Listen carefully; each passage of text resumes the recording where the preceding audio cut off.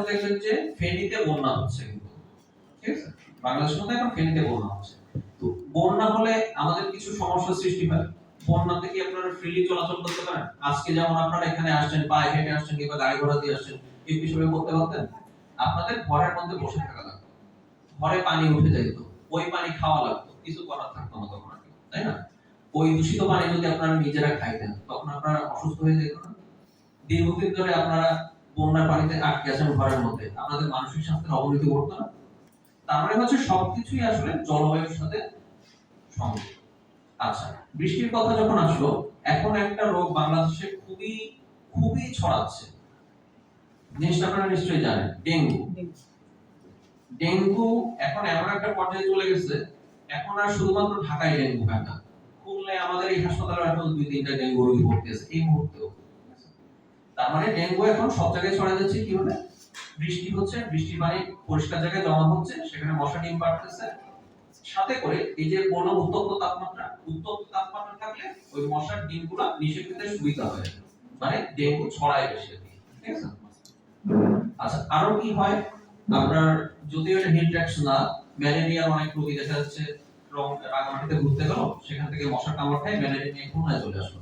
সে তো আর বলতে পারবে না যে আমার তো আসলে এখানে ম্যালেরিয়া হওয়ার কথা না, কিন্তু সে যে রাঙামাটি থেকে ম্যালেরিয়া নিয়ে আসছে সে তো তার শরীরে রয়েছে, তাই না? আচ্ছা, তো এত কথা যে বলছি, তো দেখেন সবকিছুই কিন্তু আসলে আপনার জলবায়ুর সাথে সংশ্লিষ্ট।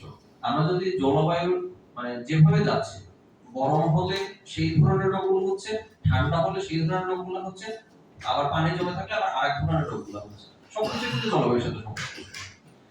আচ্ছা, তো আমি কিছু কিছু রোগের এত কিছু বলবো না, অল্প কিছু বলি। ধরেন যে আমাদের এখন যে দেশের অবস্থা, বায়ুমণ্ডলের যে অবস্থা, ঢাকায় দেখবেন যে বায়ুর কোয়ালিটি খুবই খারাপ, মানে এয়ার কোয়ালিটি খুবই খারাপ। তাহলে কি হচ্ছে সেখানে? দূষিত বাতাসের কারণে প্রায় দেখা যাচ্ছে বাচ্চার হাঁপানিতে আক্রান্ত হচ্ছে। ছোট ছোট বাচ্চা মায়ের পেট থেকে বের হয়েছে, 7 দিন পরে এসে দেখা যাচ্ছে তার হাঁপানি হয়ে যাচ্ছে, বুঝছেন? 7 দিন পরে জন্মাইছে, তার নিউমোনিয়া হয়ে যাচ্ছে। প্রায় বাচ্চা সব হাসপাতালে ভর্তি নিউমোনিয়া নিয়ে, হচ্ছে না এরকম? আগে কি আপনারা এতটা দেখছেন? আপনারা যখন ছোট ছিলেন তখন কি এতটা ছিল? ছিল না কিন্তু, কিন্তু এখন কিন্তু সেটা বাড়তেছে। সবকিছুই কিন্তু জলবায়ুর সাথে সম্পর্কিত। আচ্ছা, আমরা এখন একটা জিনিস বলি একটু, ভেক্টর। ভেক্টর আমি আপনার মনে হয় ওইভাবে বুঝবেন না, তবে একটু সহজ করে বলি। মশা হচ্ছে বাহক, ঠিক আছে? সে একটা মানুষ কামড়ে সেখান থেকে ডেঙ্গুর যে জীবাণুটা নিয়ে আরেকটা মানুষের শরীরে যে সেখানে ছড়ায় দেয়, মানে বহন করে, সে হচ্ছে ভেক্টর, ঠিক আছে? যেমন এই যে আপনার মশা, তারপরে ধরেন বিভিন্ন প্যারাসাইট, ভাইরাস, এগুলো সবই ভেক্টর। তো ভেক্টর গুলো যেটা বললাম, এগুলো কখন ঘটবে? যখন আপনার বৃষ্টি হচ্ছে, বন্যা হচ্ছে, তখন এসবের পরিমাণটা বাড়বে বেশি। আচ্ছা, ডেঙ্গুর সাথে এখন আরেকটা জিনিসের নাম নিশ্চয়ই আপনারা শুনছেন, চিকুনগুনিয়া। শুনছেন না? চিকুনগুনিয়া হলে কি হয় বলেন তো বেশি? ডেঙ্গুর সাথে একটা বেসিক পার্থক্য বলতে পারবেন কেউ? পারবেন কেউ বলতে? দুইটাতে গায়ে ব্যথা হয়, ঠিক আছে? দুইটাতেই গায়ে ব্যথা হয়, মাথায় রাখবেন। কিন্তু ডেঙ্গুতে ব্যথা হয় হচ্ছে মাসলে, চিকুনগুনিয়ায় ব্যথা হয় হচ্ছে হাড়টিতে। মানে আপনার হাড়টিতে যখন বেশি ব্যথা, হাড়টি আপনি নাড়াইতেই পারেন না, আপনার জ্বর আছে, আপনার চিন্তা করতে হবে আমার ডেঙ্গু না হয় সেটা চিকুনগুনিয়া হইতে পারে। আপনি ডেঙ্গু টেস্ট করে সব উল্টাই ফেলাইছেন, কিন্তু কিছু পাওয়া যাচ্ছে না, আপনি মনে করেন আমার তো ডেঙ্গু নেই, কিন্তু আপনার তো চিকুনগুনিয়া হয়ে বসে আছে। তার মানে আমাদের এই জিনিসগুলো একটু মাথায় রাখতে হবে, শুধু যে ডেঙ্গু ছাড়াই যে এখন এরকম জ্বর হচ্ছে, গায়ে ব্যথা হচ্ছে তা না, চিকুনগুনিয়া হলেও একই রকম সিম্পটম আছে। পার্থক্য করা যায় কি দিয়ে? চিকুনগুনিয়াই হচ্ছে শুধুমাত্র হাড়টিতে ব্যথা, মাসলে সাধারণত ব্যথা হয় না, ঠিক আছে? আচ্ছা, তো ম্যালেরিয়া নিয়ে কিছু বলবো না, ম্যালেরিয়া সাধারণত এখানে তেমন একটা পাওয়া যায় না। আচ্ছা, হিট স্ট্রোক তো আমি বলে ফেললাম। নিশ্চয়ই হিট স্ট্রোক এবং হিট এক্সহশন এই দুইটা জিনিস কি আপনারা বুঝছেন? একটাই ঘাম হবে আর একটাই ঘাম হবে না, এই জিনিসটা মাথায় থাকবে তো সবার। মানে হিট এক্সহশন, আপনি যদি দেখেন আপনার আশেপাশে, আপনারা কোনো জায়গায় কাজ করতে গেছেন, আপনার আশেপাশে একটা লোক পড়ে গেছে মাটিতে, তার প্রচন্ড ঘাম হচ্ছে, সেদিন খুব গরম, ঘাম হচ্ছে, শরীর একদম ঠান্ডা হয়ে গেছে, বমি আসতেছে, তার মাথা ঘোরাচ্ছে, সে বলতেছে, কোনো কথা বলতে পারতেছে না। তখন আপনারা চিন্তা করবেন এর আসলে হিট এক্সহশন হয়েছে। তখন আপনাদের কাজ কি? অবশ্যই তাকে একটা ঠান্ডা জায়গায় নিয়ে যাওয়া, পরিষ্কার গামছা দিয়ে তার গাটা মুছে দেওয়া অথবা ভেজা গামছা তার গায়ে রাখা। এই ক্ষেত্রে আমরা বলি না যে বরফ ইউজ করবেন না, ঠিক আছে? পানি দিয়ে মানে ঠান্ডা পানি দিয়ে ভিজে গায়ে একটা গামছা দিলে সাধারণত তার তাপমাত্রাটা ভালো চলে আসে তখন আর কি। এবং তাকে স্যালাইনের পানি খাওয়ানো হবে। কোনো সময় মাথায় রাখবেন এইসব রোগীকে কোনো সময় নরমাল পানি খেতে দিবেন না, ঠিক আছে? অবশ্যই এক প্যাকেট স্যালাইন 500 ml পানিতে গুলায় ওই স্যালাইনের পানিটুকু তাকে দিতে হবে তখন আর কি। যদি আপনি নরমাল পানি দেন তার কিন্তু আরো বেশি অবস্থা খারাপ হতে পারে। মাথায় রাখবেন তো সবাই?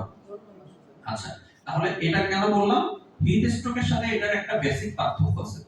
আপনারা দেখছেন এরকমই আরেকটা রোগী রাস্তার পাশে পড়ে গেছে আর কি, কোনো কথাবার্তা কিছু বলতেছে না, আপনারা গায়ে হাত দিয়ে দেখলেন তার গাটা খুবই গরম বেশি, সে কিছুই বলতে পারতেছে না। তখন আপনার চিন্তা করতে হবে এই রোগীটা আসলে হিট এক্সহশন না, এটা হচ্ছে হিট স্ট্রোক করছে। এবং এই রকম হিট স্ট্রোক করা রোগী কোনোভাবেই এইসব উপজেলা লেভেল হাসপাতাল কিংবা ইউনিয়ন স্বাস্থ্য কমপ্লেক্স এই কোনো জায়গায় নেওয়া যাবে না। এই রোগী আলটিমেট ডেস্টিনেশন হচ্ছে অবশ্যই মেডিকেল কলেজ।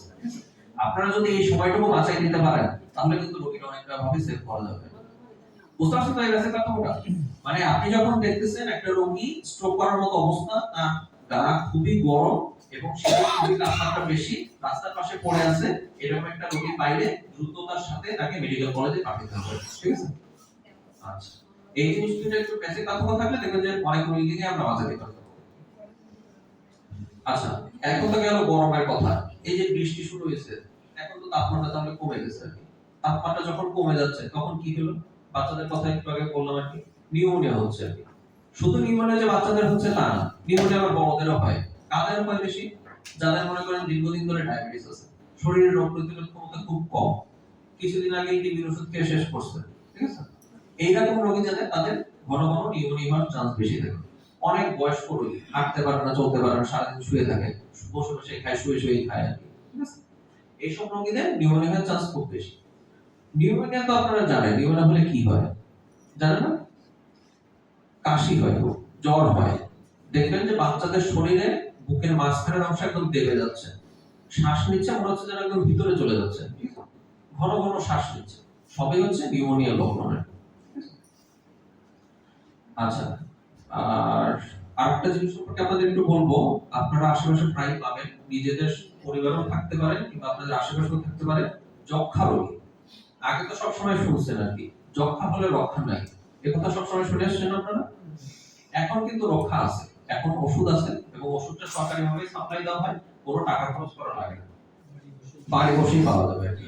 নিজেরা ওষুধ সরকারের পক্ষ থেকে বাড়িতে দিয়ে আসা হবে আর কি। এতটা সুযোগ সুবিধা দেওয়ার পরেও মানে অনেকে কিন্তু ওষুধ খেতে চায় না, মনে করে যে ওষুধ খেলে কি না কি হয়ে যাবে। আরে ওষুধ না খেলে না হলে আপনি তাড়াতাড়ি একটু মারা যাবেন, ওষুধ খেয়ে দেখা গেল যে আপনি দেরি করে মরতে পারেন আর কি, কিন্তু ওষুধ না খেয়ে বসে থাকলে তো তাড়াতাড়ি মারা যাবেন সেটা। তো যক্ষ্মা রোগটা আজকে যাদের প্রোগ্রাম ব্র্যাডি সম্পর্কে একটু বলি, ওনারা কিন্তু এটা বাড়ি বাড়ি গিয়ে কফটা সংগ্রহ করেন এবং বিনামূল্যে বুকের এক্সরে সহ জিন এক্সপার্ট পরীক্ষা করার ব্যবস্থা করেন।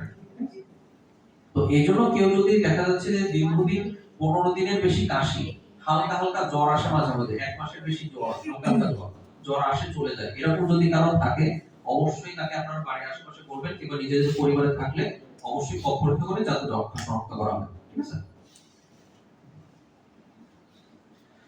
আচ্ছা, আর একটা জিনিস বলি, এটা লবণাক্ত অঞ্চল আপনারা সবাই জানেন। আমাদের মা বোনদের দেখবেন যে লবণাক্ত জলে যখন হচ্ছে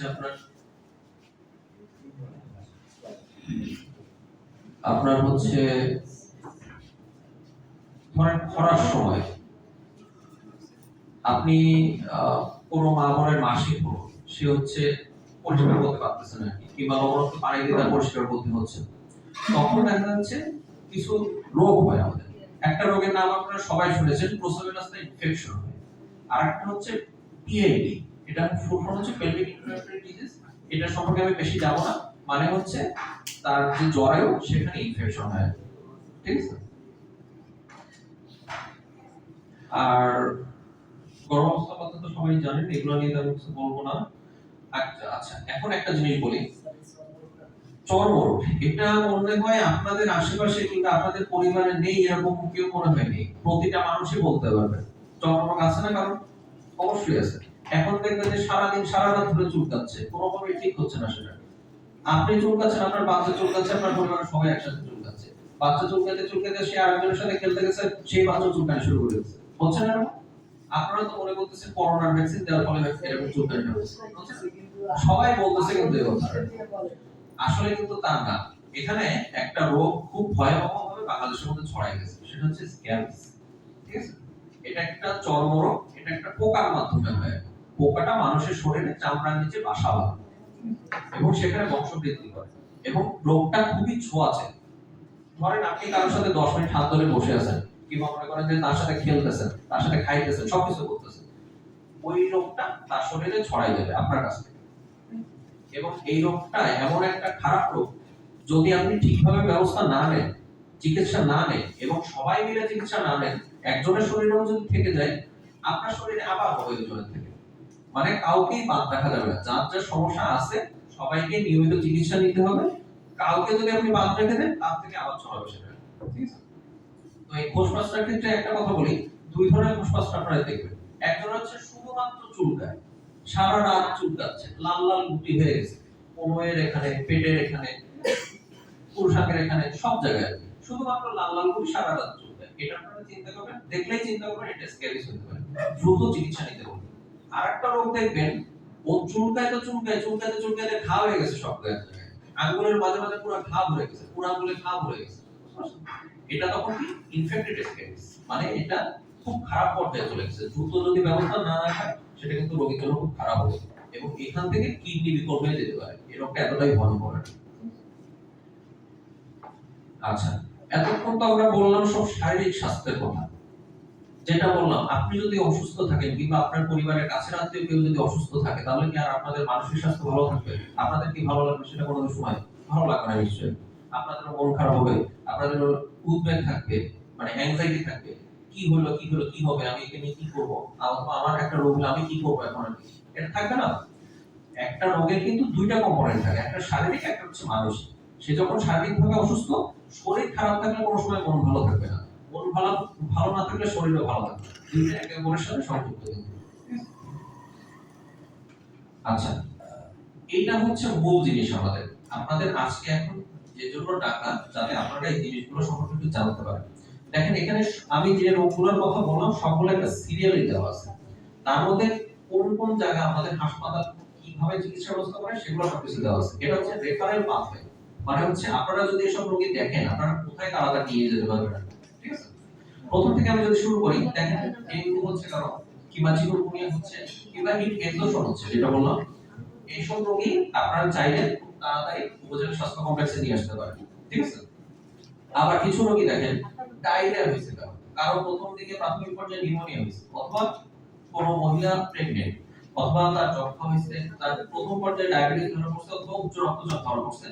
এইসব রোগীগুলো কিন্তু আপনাদের নিকটস্থ যে কমিউনিটি ক্লিনিক অথবা হচ্ছে আপনার ইউনিয়ন স্বাস্থ্য কেন্দ্র, এসব জায়গায় নিয়ে যেতে পারেন। তারা যদি চিকিৎসা দিয়ে ভালো না করতে পারে, তখন কিন্তু উপজেলা হেলথ কমপ্লেক্সে পাঠায় সেগুলোকে। আবার কিছু কিছু জিনিস দেখেন আপনারা, যেটা বলছিলাম আমি, হিট স্ট্রোক, এইসব জিনিসগুলো কিন্তু কোনোভাবেই, মানে মাঝখানে সময় ক্ষেপণ না করে প্রথমেই মেডিকেল কলেজে যাওয়ার জন্য চিন্তা ভাবনা করতে হবে।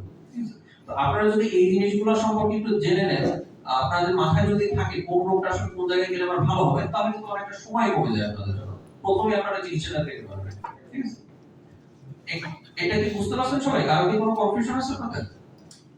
খুব ভালো। এই এটুকু নিয়ে কি কারো কোনো প্রশ্ন আছে? কেউ কোনো কিছু কি জানতে চান, কিংবা কারো কিছু বুঝতে অসুবিধা হচ্ছে?